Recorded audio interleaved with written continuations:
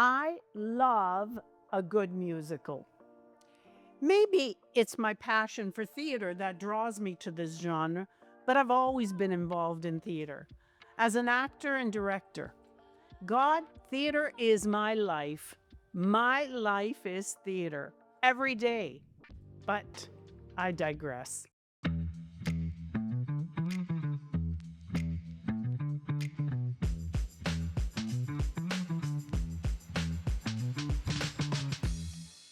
As I was saying, that perhaps it's my love of theater that makes me love musicals so much. But what is a musical? Whether on the screen or on the stage, a musical is a genre that has a great following. Musicals enjoy enduring popularity. Musicals offer a blend of music, dance, and drama, creating a captivating and immersive experience that transcends cultural and age barriers. Think of West Side Story, for instance. It's a Romeo and Juliet story that has been loved by both young and old because it tells the story of star-crossed lovers. Definitely a universal theme. As far as musical film, it's easy to remember The Sound of Music, whether you're my age or not. Well, I don't know. Do kids today know about The Sound of Music? Oh God, please tell me they do. And if they don't, they should.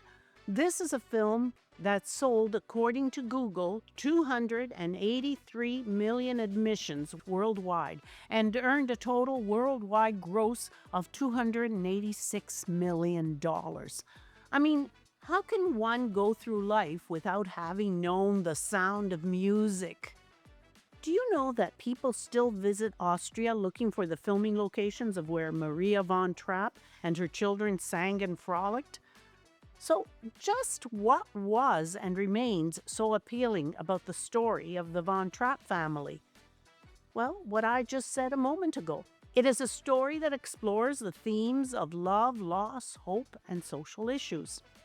The story begins in 1938 with the political and social upheavals that would soon trigger the Second World War.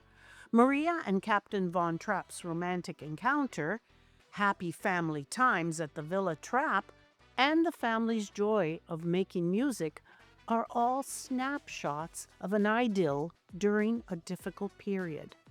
When the war broke out and the family had to flee Austria, people were fascinated by their courage and solidarity. The fate of the Trapps represented that of many who were forced to leave their homes because of the war. The music in this film is all-encompassing. It is a powerful and almost magical entity that just doesn't unite the Trapp family. It also underlines how the strength and togetherness, love and sense of community could prevail over the horrors of war. Come on, you must agree with me that this musical tells a wonderful story that resonates with us, the audience, exploring universal themes and human experiences. Now, we may not always be able to relate to characters like Gidget when she goes to Hawaii, but most musicals offer relatable, well-developed, and believable characters, allowing the audience to invest in their journey. The Lion King explores and arouses all these emotions in the viewer. Think of Simba's wicked uncle, who plots to usurp Mufasa's throne by luring father and son into a stampede of wild beasts. Simba escapes, but Mufasa is killed. We despair with Simba and then cheer him on when he returns as an adult to take back his homeland. The musical would be nothing without the songs. These, as they do, should serve a dramatic purpose, advancing the story, revealing the character, and creating a powerful emotional impact. What's that you say? In 6 months, I'll make a duchess of this draggle-tailed guttersnipe. In the 1964 Academy Award-winning My Fair Lady, listed in the 2020 as the 100th greatest movie of all time, yes, you heard right, the songs are not only memorable, but advance the storyline. I Could Have Danced All Night finally reveals to us that Eliza has indeed fallen for Professor Higgins, and Professor Higgins, in turn, singing "I've grown accustomed to her face" allows us to breathe a sigh of relief that the feeling is reciprocated. Most recently, the Bob Dylan film A Complete Unknown, while not the typical musical, is still a drama with music.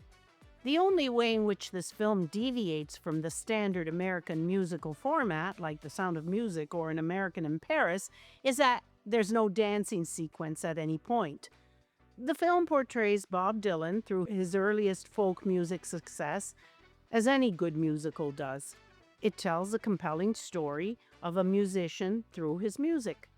The film features numerous musical performances, but they are integrated into the narrative rather than being the primary focus.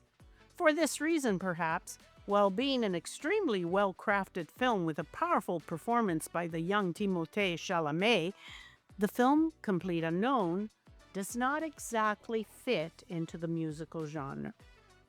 But one that definitely does, however, is the 2017 Italian film Amore Malavita, translated as Love and Bullets. I spoke briefly about this film in one of my previous chats. It is one of the films directed by the Manetti brothers, who will be special guests at the ICFF Film Festival 2025. Amore Malavita is also part of the 2025 ICFF lineup. I first saw this film a few years ago, and I absolutely loved it. Of course, the main protagonist, an actor largely unknown to North American audiences, Giampaolo Morelli, is a pretty good-looking guy. That helps.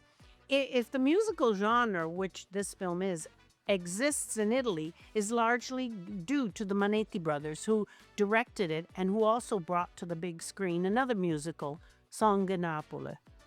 Theirs is a unique blend of a crime story plot with musical and comedy, and all of it against the captivating backdrop of Naples. The story, fully in line with the stereotype of the mise en scène of the musical, is that of two young lovers, Fatima and Ciro, played by Serena Rossi and Giampaolo Morelli, who meet again a few years after their separation, caused by the fact that Ciro had joined the Camorra, which is the Neapolitan crime mob, to avenge his father's death. Now that they are together again, however, their love is threatened by the boss, Vincenzo Scozzalone, who orders Ciro, who is his bodyguard, to eliminate Fatima, Ciro's girlfriend, an unwitting witness to the shady dealings that Don Vincenzo is plotting with the connivance of his wife Maria.